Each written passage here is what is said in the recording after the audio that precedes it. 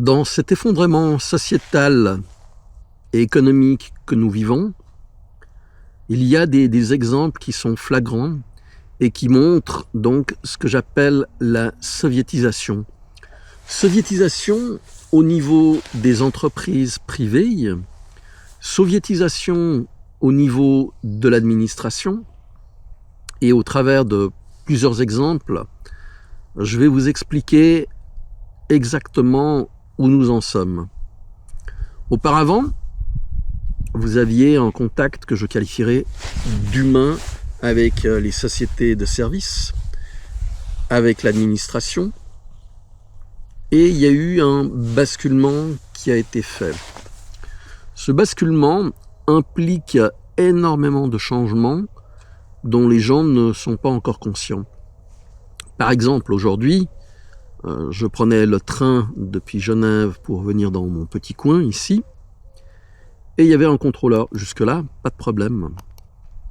Et le contrôleur posait la question à toutes les personnes qui avaient leur billet ou leur carte abonnement, où elles allaient, quelle était la destination. Alors moi, il m'a posé la question, où est-ce que vous allez ? Ben, je le regarde, je souris, je dis, écoutez, moi, je vais par là, dans la même direction que le train. Oui, mais où ?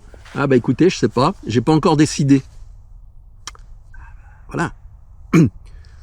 On est dans une ère de... Comment dirais-je ? C'est compliqué à trouver les mots parce que c'est une ère qui est totalement nouvelle.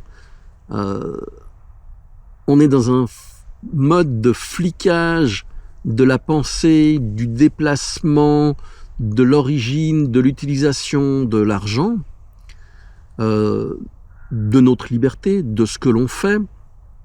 Et ça devient insupportable, ingérable, mais comme les gens plient, eh bien, il y aura pas de changement. L'Europe est devenue un, comment dirais-je, un goulag à ciel ouvert et une expérience sociale au niveau du continent pour détruire la volonté des gens et totalement affaiblir eh bien, ce qu'on peut appeler la race blanche. Je suis pas en train de rentrer dans des considérations politiques, le bien, le mal, c'est ce que je vois et ce qui est en train de se produire.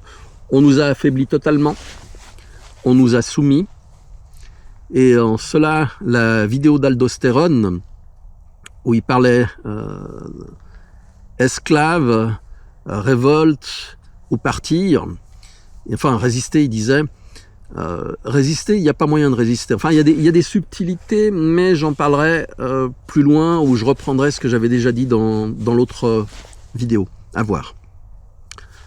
Premier exemple. J'ai un de mes amis qui a 2 enfants. Ces enfants ont 10 ans d'écart, donc le plus grand a dans la vingtaine et le plus petit dans la dizaine. Ok. Ils souffrent d'un handicap. Ils sont malentendants, sourds, ça dépend des termes, comme on veut les utiliser.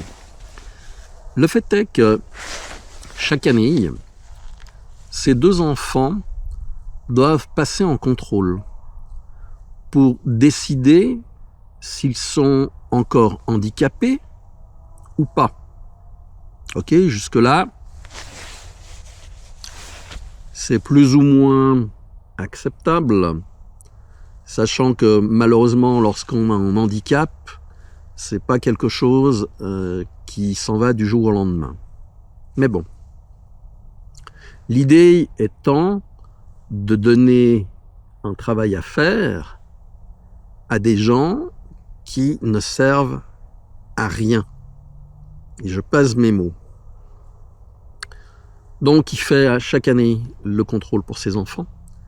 À chaque fois, il doit perdre une journée pour aller avec eux.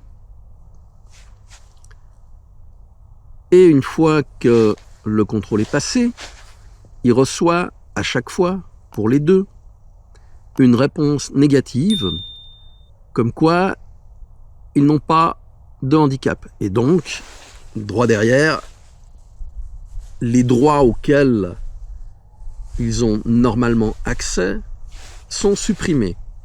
Résultat, ils doivent faire des réclamations pour les deux. Première réclamation, rejetée. Deuxième réclamation, rejetée. Troisième réclamation, acceptée.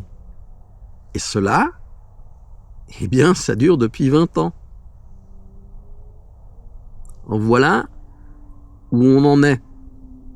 Ça, c'est le premier exemple.